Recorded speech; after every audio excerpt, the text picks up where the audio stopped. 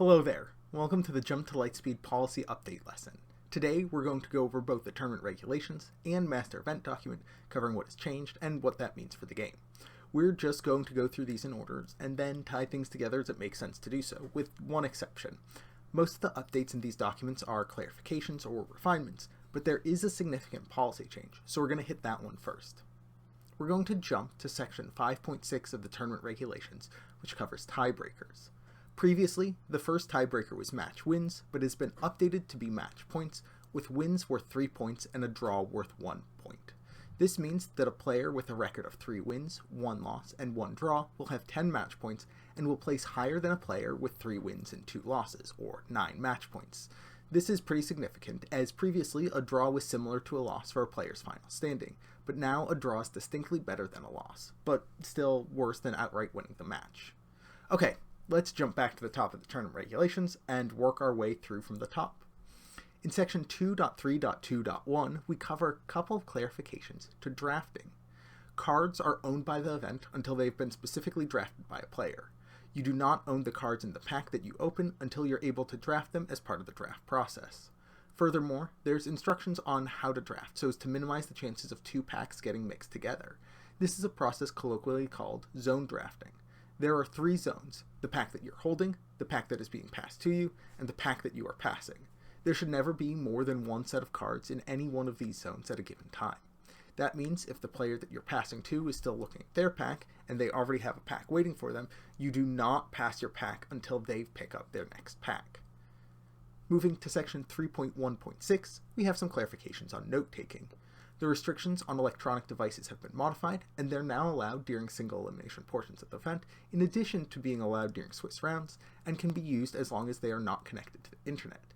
This means that LCD tablets are entirely legal for use throughout an event for tracking damage or other notes. In 4.2.2, we see one of the first changes due to the implementation of 1 match point for draws. Previously, if neither player had won the game at the end of a single game match, both players received a loss, but they now receive a draw. This is mirrored in 4.3.2, where the language indicating that a draw is considered a loss for both players was removed. We also have a whole new section, intentional draws. Now that a draw is worth 1 match point and impacts player standings positively, some players may wish to intentionally draw, to ensure that both competitors are guaranteed a certain standing. Players can only intentionally draw before taking any game actions. Once a player has drawn their opening hand, the match must be played in full. Offering or accepting an intentional draw or concession in exchange for reward or incentive other than the match point earned by drawing is not allowed and falls under the rules for bribery and collusion. Section 4.5.1 is updated to clarify that players are allowed to look at their opponent's deck list only before the match begins while shuffling for the game. Once players present their decks and leaders, they are no longer able to look at their opponent's list. Furthermore, they are not allowed to take notes during the deck list review period, but once the game has begun, they can make quick notes from memory. In this section, we also get some clarification on game loss penalties. If a player receives a game loss before game 1 has begun, usually due to a deck check or an absence penalty, players are not permitted to sideboard for game 2, the first actual game that players will take action in. Section 5.7 is another new section, which covers triage and remedies for incorrectly submitted match results. If the error is discovered before the next round is paired, the result should be fixed in the tournament software.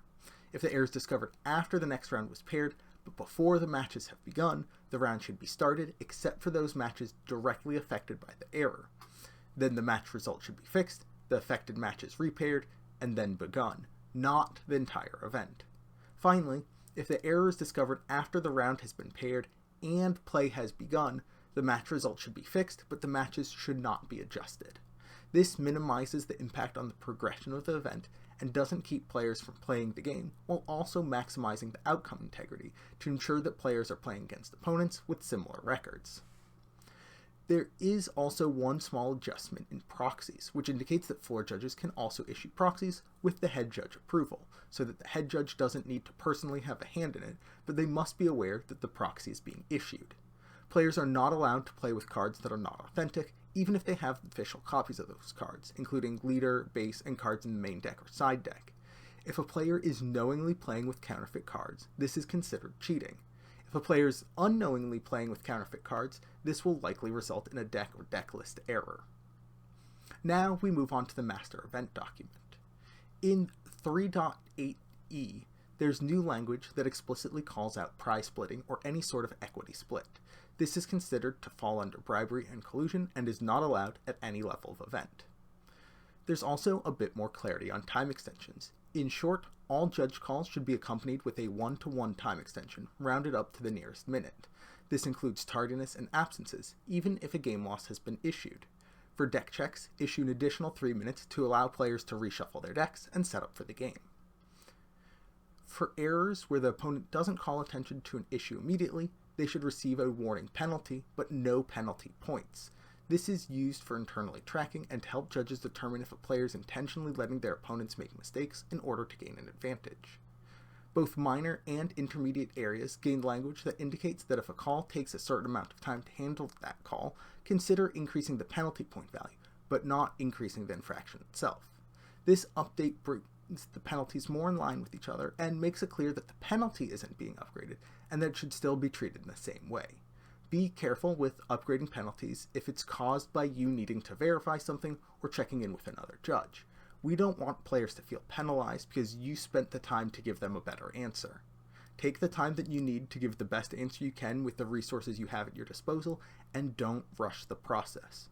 You're the final arbiter of how severe the infraction was, and if you believe it was a minor disruption, but you want to take extra time to verify with another judge or with the documents, don't penalize the player for your diligence. And that's it. Thanks so much for joining us, and I encourage you to take the Jump to Lightspeed Mastery quiz after you've looked at the rules updates when those are available. This quiz is not required, but it's a good way to make sure that you're up to date with the new rules and mechanics. You can find more details about the Mastery quizzes on nexus.cascadegames.com. Until next time, good luck and have fun.